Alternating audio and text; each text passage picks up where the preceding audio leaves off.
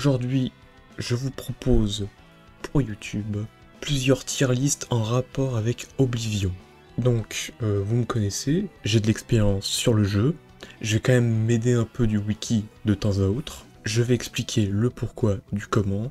Vu que ça va prendre du temps, je vous propose de commencer tout de suite avec les races dans le jeu.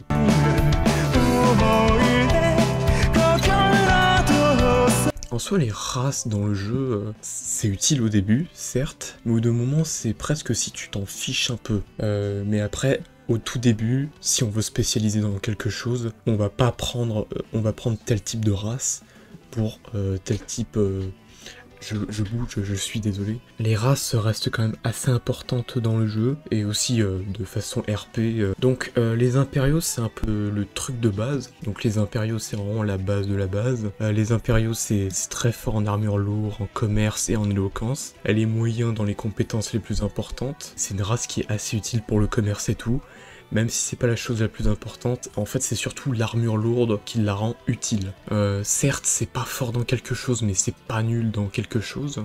Il y a que dans la volonté que c'est vraiment mauvais. Les impériaux femelles sont un peu mieux en volonté, mais seront beaucoup plus mauvaises en vitesse. Le mi-tiers, si on devait considérer la race comme étant un aliment, ça serait une tranche de pain de mie en fait. Voilà. Alors les Bretons c'est déjà plus intéressant on va dire. Disons que les Bretons c'est fort en guérison, c'est fort en invocation, qui sont des compétences assez utiles.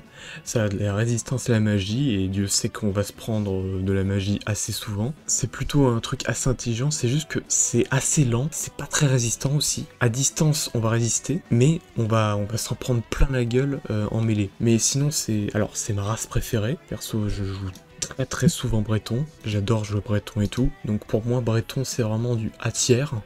Parler aux gens c'est bien, mais au bout d'un moment c'est vraiment que 10% du jeu. La guérison c'est un truc que tu vas utiliser tout le temps, l'invocation c'est super puissant, en plus ça a un peu d'alchimie aussi. Bon, ça a aussi des points dans le mysticisme, mais c'est pas forcément le truc le plus populaire. Vous mettez une bonne armure à votre breton et voilà. C'est déjà un bon truc quoi. Les Nordiques, donc c'est la race c'est une des races les plus puissantes en termes de mêlée. Fort en lame, fort en armes lourdes, fort en armure lourde. Ensuite ça a des petits points en guérison, en armurerie. Ça a une résistance au froid et t'as quand même pas mal de créatures qui te balancent des trucs de froid. Honnêtement, Nordique, ça reste très bon. Ça reste vraiment très bon, je dirais même...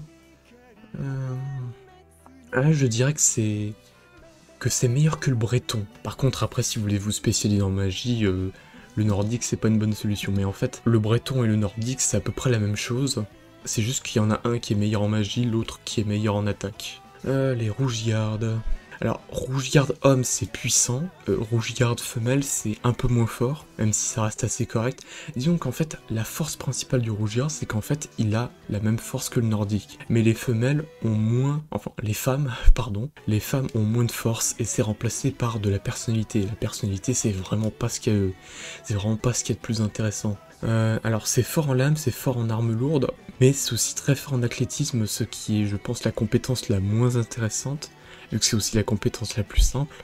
C'est résistant au poison, c'est résistant à la maladie. Le poison ça reste occasionnel, la maladie c'est sympa quand ça t'arrive au bon moment, mais c'est pareil, ça reste très occasionnel. Sinon à part ça le rougegarde n'est pas aussi puissant. Il est ambivalent, plutôt spécialisé dans la force, le combat, parce qu'il a un peu d'armure et beaucoup d'armes. Un bombé, parce que Impériaux c'est vraiment moyen. Rougegarde c'est légèrement meilleur, mais par contre niveau magie vous ne ferez rien avec le rougegarde, soyons très clairs. Alors que c'est vraiment le truc ultime en mode je fais extrêmement mal, mais c'est tout. Là je suis en train de voir les compétences, les attributs de l'orc. Il a de la force, il a de la volonté, il a de l'endurance, il va frapper fort, il a beaucoup de PV, qui se régénère extrêmement vite. Pareil pour la fatigue qui se régénère très vite. Mais par contre, c'est tout. C'est fort en parade, c'est fort en armes lourdes, c'est fort en armure lourde, c'est fort en armurerie. Certes, c'est la race qui fait gagner le moins de points dans les skills.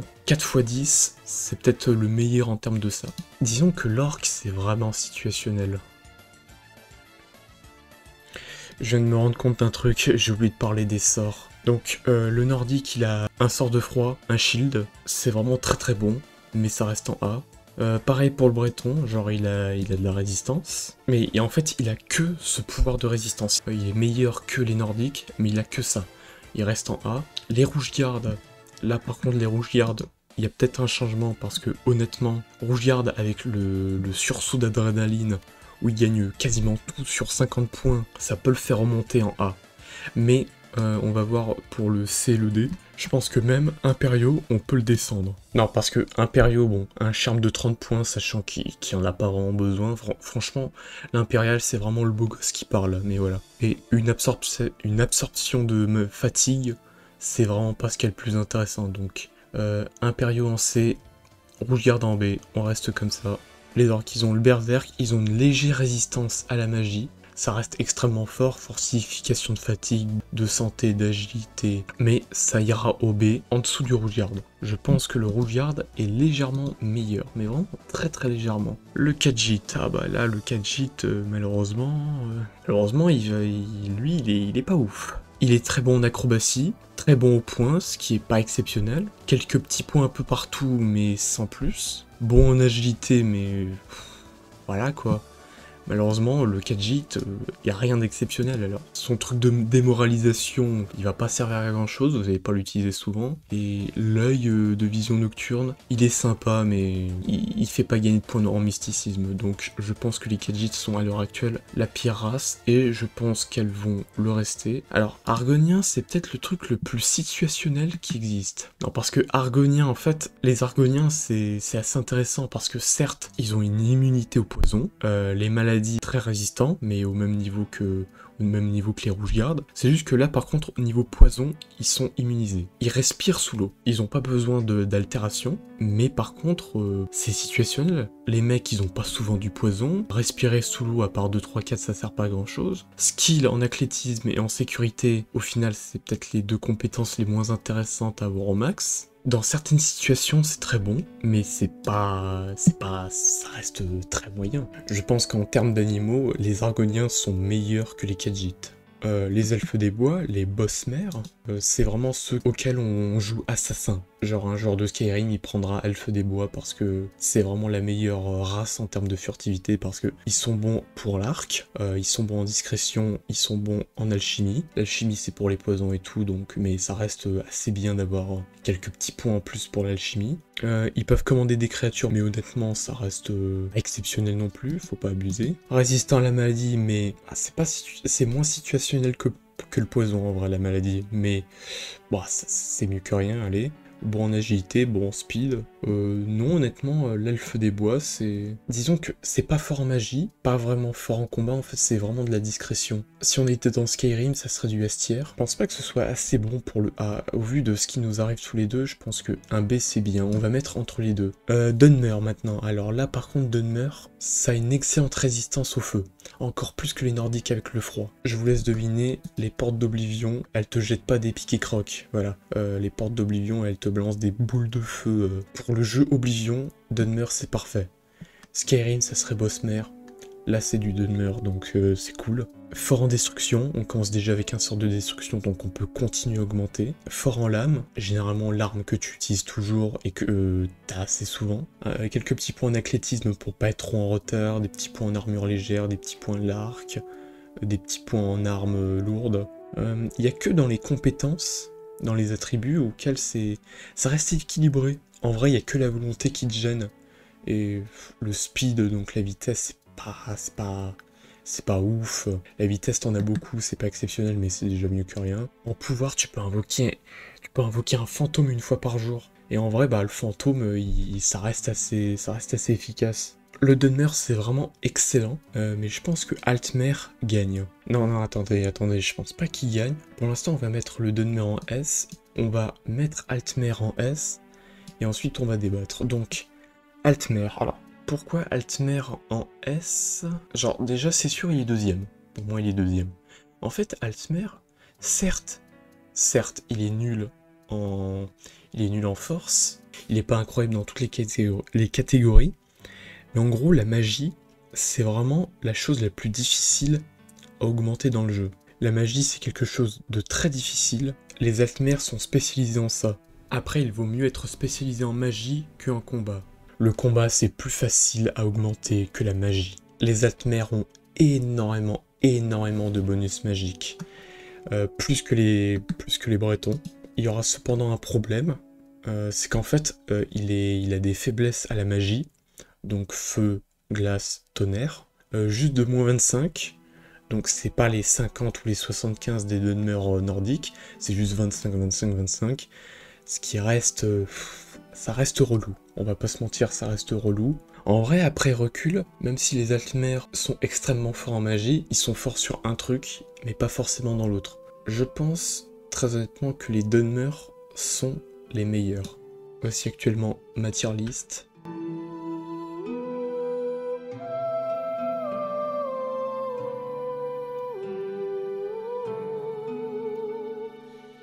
Les talents, les skills, vous les appelez comme vous voulez.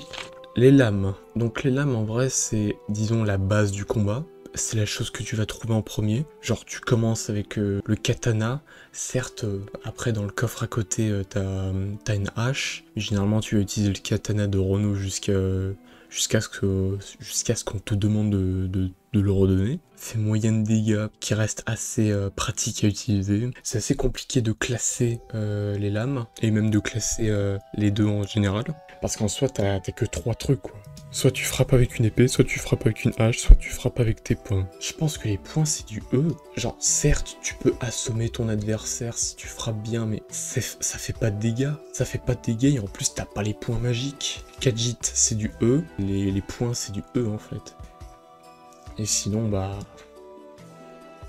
Généralement dans les jeux vidéo, quand c'est trop lent, même si ça fait mal, c'est généralement quelque chose que tu n'utilises jamais. Le mysticisme, alors le mysticisme, c'est très honnêtement... Disons que la magie en général dans Oblivion, c'est un peu spécial, c'est pas vraiment exceptionnel. Après le mysticisme, ce qui est bien, c'est que t'as les pouvoirs de poule, les détections de poule, qui permet de voir où se trouve l'ennemi à travers les murs. Il a le problème principal que c'est de la magie que tu commences pas en early. Si tu le prends pas dans ta classe, t'as pas les sorts de base. Et après c'est une galère pour monter. Je pense que malheureusement toutes les magies iront pas plus haut que le C, à part une ou deux que je vais expliquer. Par contre, destruction, putain.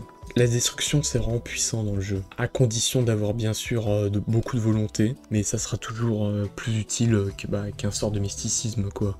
Destruction, c'est un bon A. Par contre, c'est vrai qu'il faut, au bout d'un moment, faut acheter d'autres sorts. Le sort boule de feu, plein de monstres d'Oblivion qui craignent pas, et en contact, c'est jamais très efficace, c'est jamais très intéressant. Discrétion, pour moi, genre...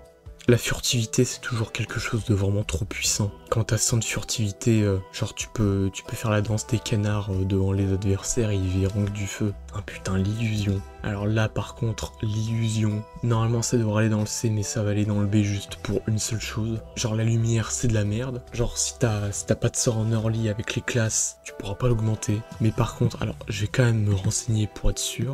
Voilà, paralysie, l'invisibilité, moyen, voilà. Caméléon, ça commence à être bien, mais par contre, la paralysie, ça mérite au moins le B. Là, pareil, ça va dans le C, mais en vrai, les créatures sont pas vraiment affectées par le niveau de difficulté. Genre, tu peux jouer des niveaux impossibles où tu te fais one shot en 2 coups, t'inquiète pas que tes familiers viendront te sauver le cul. Par contre, altération, c'est du D. L'altération, honnêtement, ça a rien de foufou. Respiration d'eau, on s'en fout. À la rigueur, le shield. Clétisme, alors, en vrai, l'athlétisme, c'est à la fois le truc.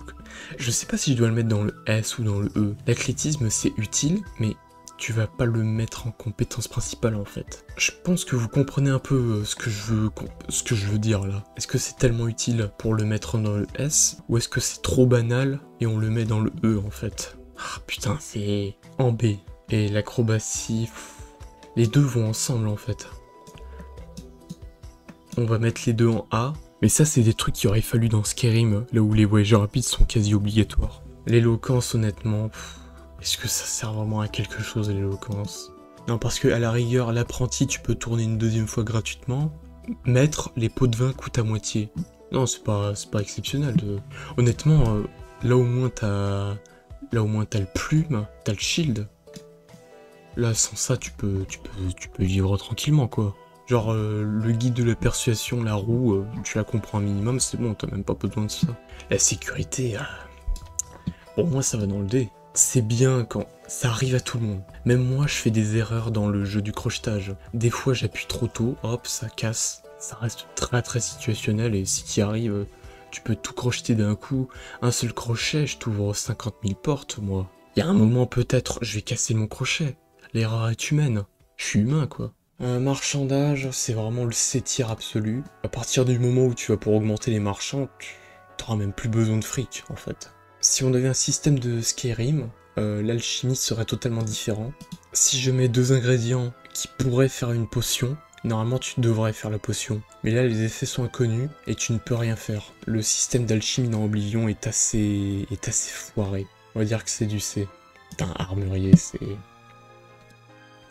Tu tombes sur tellement d'armures en magie. À chaque fois, je suis obligé de prendre armurier dans mes classes perso. Je vais forcément tomber sur une armure magique et je vais pas pouvoir la réparer. Donc armurier, obligatoire d'avoir les 50. Armure légère, en gros, les armures, plus t'es bon, moins elles s'usent, elles sont plus résistantes. Elles se réparent plus facilement et niveau vitesse, elles te retardent pas. Je pense que armure légère, je vais la mettre dans le B.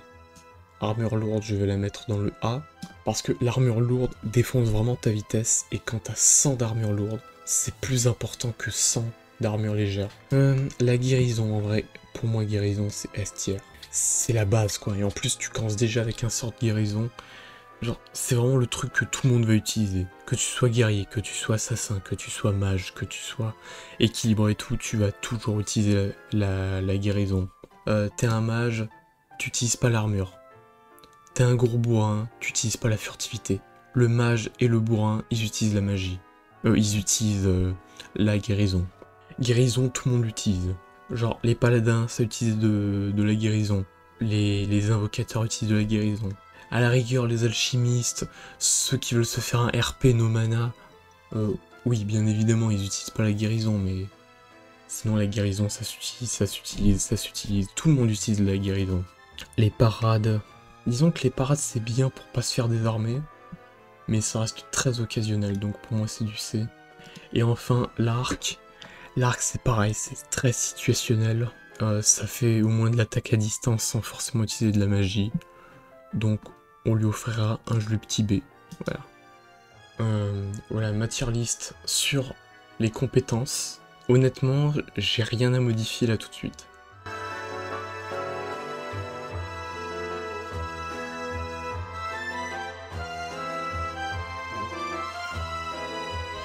Alors, les signes astrologiques. L'empereur vous parle, vous avez le droit à un signe astro que vous gardez jusqu'à la fin de la partie. On commence avec le destrier, donc le destrier c'est tout con. 20 points en vitesse. Très honnêtement, c'est pas exceptionnel. Genre, tu t'augmentes juste de 20 points la vitesse. La vitesse c'est le truc le moins intéressant à augmenter parce que c'est le plus simple. À l'heure actuelle, là c'est du 7e. On verra pour augmenter, baisser et tout. Alors, la tour, je pense que c'est peut-être le plus mauvais signe. T'as un sort où tu peux ouvrir des serrures en moyen, et tu as un sort où tu peux refléter les dégâts de 5%. C'est le pire signe parce que le crochetage, c'est simple. 5% de réflexion, c'est pas grand chose, et je crois que même dans les conseils, ça le dit. Truc très intéressant qui peut peut-être le faire augmenter. C'est ce signe est la seule façon d'obtenir les réflexes damage. Et donc, on peut créer des sorts personnalisés. Donc, en vrai, les 5% peuvent devenir plus. Mais franchement, c'est vraiment du late game. Soyons honnêtes 2 secondes, le sort est vraiment nul. Le Seigneur. Seigneur, c'est un sort de soin très puissant, mais on prend de la faiblesse au feu. Donc, en vrai, ça peut être puissant sur un Dunmer, mais c'est très mauvais sur un Altmer.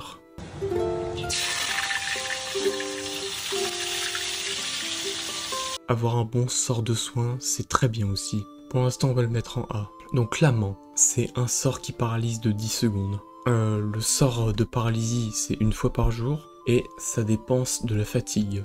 10 secondes de paralysie, c'est très puissant. Donc je vais y mettre en A. L'ombre, c'est pareil en fait que la tour. Au bout d'un moment, en fait, l'ombre, c'est vraiment pas intéressant. Au bout de 10 points de renommée, t'as la la Johnstone.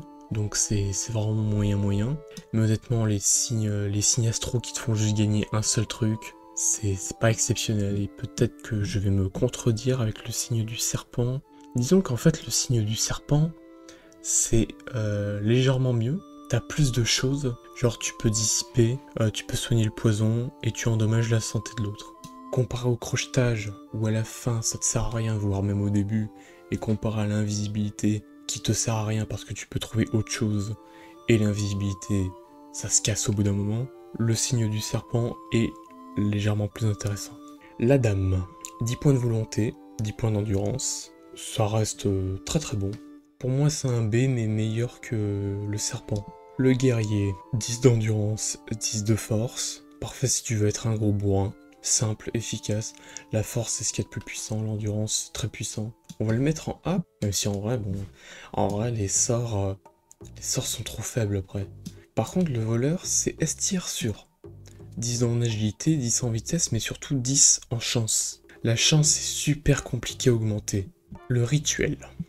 Au début, je pensais que le rituel c'était mauvais. En fait, ça te parle surtout de transformer les morts vivants. Mais en vrai, tu peux restaurer 200 points de vie par jour. Ce qui en vrai le sauve. Et 200 points de vie, c'est énorme. Du coup, je pense qu'on va le mettre en B. Et le sort du serpent, on va le descendre en C. Maintenant, les trois derniers c'est très simple. C'est le mage, l'apprenti et l'astronaque. Donc les 3 signes de naissance de la magie. Le mage n'augmente la magie que de 50 points. L'apprenti augmente la magie de 100 points, mais elle augmente la faiblesse à la magie de 100%. Un haut elfe, c'est 125%. Et enfin, l'astronaque, ça augmente de 150, mais par contre tu n'as pas de régénération de magie. Le mage, c'est une valeur sûre. Beaucoup de magie, mais t'es faible. Se casser le cul pour 50 points de magie, je pense qu'en vrai, le mage c'est du A, l'apprenti c'est du B, mais par contre il reste l'astronaque. Les conseils qu'il nous donne, la restaurer avec des potions, des pierres de walking, les puits à l'Aïd, l'absorption qu'on te donne, les hôtels des neufs, chapelles, la vieille dame chanceuse. Un truc très intéressant à savoir, c'est que la volonté ne sert presque plus à rien, parce que la volonté de base ça sert pour la régénération de magie. Du coup en fait c'est que pour la régénération de fatigue. Utilisé pour un guerrier c'est du S. Et en vrai pour les altmères c'est le meilleur moyen aussi. Je pense que voilà.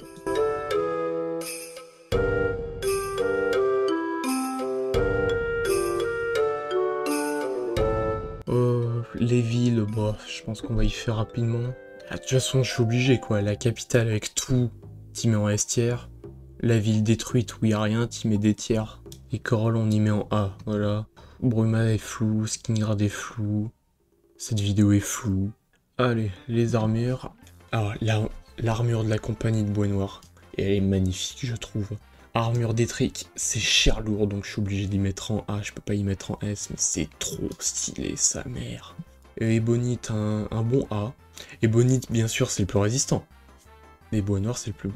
L'armure en cuir, bah, pareil que le fer. Pour une armure qu'on voit souvent, je la trouve très très belle. Là, c'est l'armure de Leyawiin, mais on va dire que c'est l'armure des gardes de ville. Corol c'est magnifique, Skingrad c'est magnifique, Kvatch c'est magnifique, Bruma c'est magnifique. Il n'y a que Shedin Hall, désolé Psychoquack. Ouais, Shedin Hall, je le trouve pas très beau, je suis désolé Psychoguard, je suis désolé. Shedin Hall, en vrai, il était pas très beau. Mais en vrai, il allait tellement bien sur le Psychoguard. En fait, anecdote sur l'emote. Donc, il y a le symbole d'Oblivion, en bleu et jaune. Sauf qu'en fait, je voulais une armure en bleu et en jaune. Genre, j'avais pas de truc précis, donc je lui ai dit carte blanche, voilà. Mais genre, je voulais plus un mélange entre Corol et Bruma, si vous voyez ce que je veux dire. Et elle m'a pris l'armure de Shedin Hall. Fourrure, pareil. C'est moins classe que le cuir et que le fer. Mais putain, ça passe dans 7 tiers, la fourrure. Hop. Ouais, bon.